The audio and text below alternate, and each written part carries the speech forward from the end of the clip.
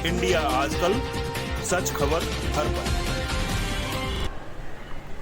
Hello दोस्तों, नमस्कार। आप देख रहे हैं इंडिया आजकल, सच खबर हर पल और मैं हूं आईपीएस यादव। पेश है आज का वीडियो।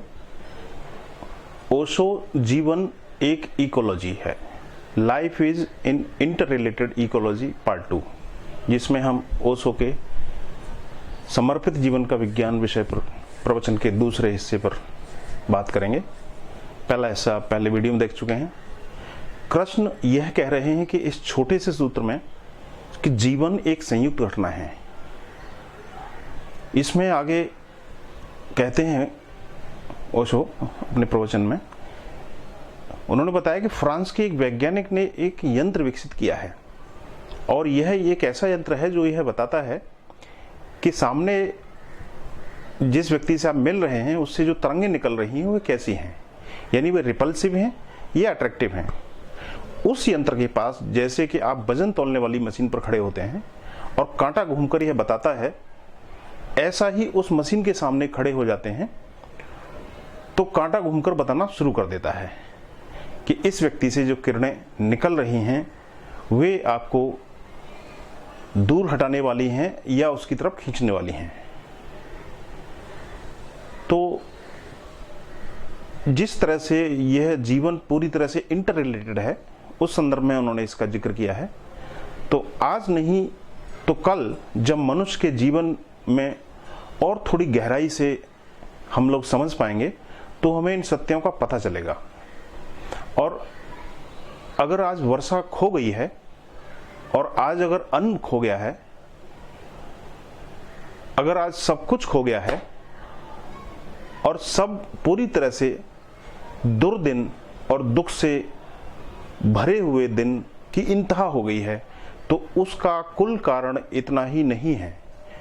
उसका कुल कारण इतना ही नहीं है कि उसका संख्या बढ़ गई है। उसका कुल कारण इतना ही नहीं है कि पृथ्वी की पैदा करने की क्षमता कम हो गई है। उसका कुल कारण इतना ही नहीं है कि हम वैज्ञानिक खाद नहीं डाल पा रहे हैं। नहीं, उसके और भी बहुत गहरे कारण हैं जो मनुष्य ने विस्मृत कर दिया है, जो भुला दिया है। मनुष्य से जो तरंगें निकलती थीं और सारी प्रकृति से उन तरंगों का जो तालमेल था, दरअसल वह टूट गया है। जो एक इनर हार्मनी थी वह टूट गई है। मनुष्य ने अपने हाथ से ही सब कुछ, सारा तालमेल प्रकृति के साथ में तोड़ डाला है और वह अकेला खड़ा हो गया है। कैसे? वह कहते हैं कि वह प्रकृति के सामने अकेला दुश्मन की तरह खड़ा हो गया है। न बादलों से कोई दोस्ती है, न नदियों से कोई प्रेम है। वे लोग आज हमें पागल ही मालूम पड़ते हैं जो किसी नदी को नमस्कार करते हैं। पागल हैं, नदी को और नमस्कार कर रहे हैं। ऐसे तो पागलपन ही लगता है कि नदी को नमस्कार कर रहे हैं। लेकिन जिन लोगों ने पहली बार नदी को नमस्कार किया था, उनके भाव का आपको शायद कुछ ख्याल नहीं है। जिन्होंने पहली दफा नदी के चरणों में सिर रखा था, शायद आपको उनके भाव का कुछ ख्याल नहीं है। जरूर उन्होंने नदी से एक मैत्री, एक हार्मनी का अनुभव किया था। जो पहाड़ों पर चढ़कर नमस्कार करने गए थे, उनके भाव का कोई ख्याल है आपको? लेकिन आज की दुनिया में भाव सिर्फ भाव की चीज है, उसका कोई भाव नहीं रह गया है। उसका भाव पूरी तरह से खो गया है और उसका कोई मूल्य नहीं रह गया है। उसका कोई मूल्य ही नहीं है। दरअसल आज के दिनों में भावपूर्ण होना मूर्खतापूर्ण होना हो गया है और इससे बड़ी हालांकि मूर्खता दूसरी नहीं हो सकती। तो यह जो कृष्ण कह रहे हैं अपने इस नरेशन में कि यज्ञपूर्ण कर्मों से, यज्ञपूर्ण प्रार्थनाओं से, तो मैं यह नहीं कह रहा हूं कि आप आग जलाकर उसमें गेहूं डालकर वर्षा कर लेंगे। यह मैं नहीं कह रहा हूं। आग जलाकर गेहूं डालकर आप वर्षा कर लेंगे, यह मैं नहीं कह रहा हूं और इस यज्ञ का कोई इससे संबंध भी नहीं है। दरअसल मैं उससे कहीं ज्यादा गहरी बात कर रहा हूं। मैं आपसे यह कह रहा हूं कि यह तभी संभव हो पाएगा जब प्रकृति और मनुष्य दुश्मन की तरह नहीं, मित्रों की तरह, प्रेमियों की तरह एक ही चीज के हिस्से की तरह जीने लगेंगे। तब हमारा पूरा जीवन यज्ञ हो जाता है। और उस क्षण में अगर हम आग जलाकर भी बादलों से बात करते हैं तो उसका कोई अर्थ होता है।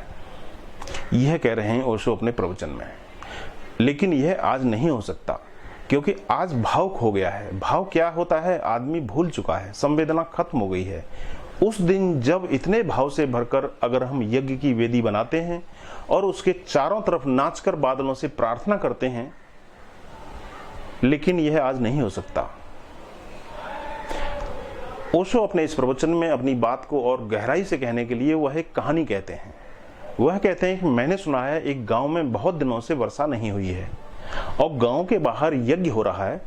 सारे गांव के लोग प्रार्थना करने जा रहे हैं, लेकिन एक छोटा बच्चा है, वह छाता लगाकर निकल आया घर से, बगल में छाता दबाकर। लोगों ने, बड़े बूढ़ों ने उससे कहा, पागल, छाता घर फेंक कर आ, वर्षा तो हो नहीं रही है 2 साल से, छाते का क्या करेगा। तो उसने कहा कि आप सब लोग यज्ञ में जा रहे हैं, मैंने सोचा कि आपको भरोसा होगा कि आपकी प्रार्थना सुनी जाएगी, इसलिए मैं छाता लेकर चल रहा हूं। लेकिन आपको ही भरोसा नहीं है तो जलाओ आग, डालो गेहूं, उसमें घी डालो, दूध डालो, मेवा डालो, मिश्री डालो और जो पास में है वह सब खराब कर दो, उससे कुछ होने वाला नहीं है। तो वह एक छोटा बच्चा भर उस गांव में यज्ञ करने का अधिकारी था। बाकी सब पूरा गांव उस यज्ञ को करने का अधिकारी नहीं था। और यह बच्चा अगर सच में ही,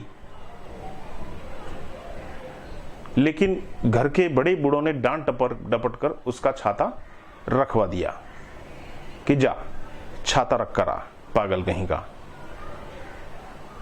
कोई छीन लेगा, कोई छुड़ा लेगा, भीड़ भाड़ में टूट जाएगा।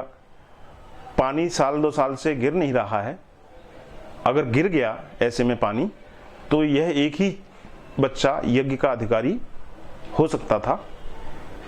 और यह बच्चा भी अगर पूरे प्राणों से प्रार्थना करे तो बादल भी आ सकते हैं, क्योंकि हम सब जुड़े हुए हैं।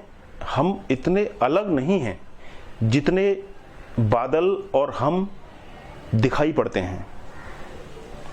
इस जगत में कुछ भी अलग अलग नहीं है, सब कुछ संयुक्त है, सब कुछ मिला हुआ है। और इस जगत में दूर से दूर का तारा भी मेरे हाथों से जुड़ा हुआ है, दूर से दूर का तारा भी आपके हाथों से जुड़ा हुआ है। अनंत अनंत दूरी पर जो है वह भी मेरे शब्दों की ध्वनि से प्रतिध्वनित होता है। अनंत दूरी पर जो है वह भी मेरे हृदय की झनकार से झनकृत होता है। मेरा हृदय भी उसकी झनकार से झनकृत होता है।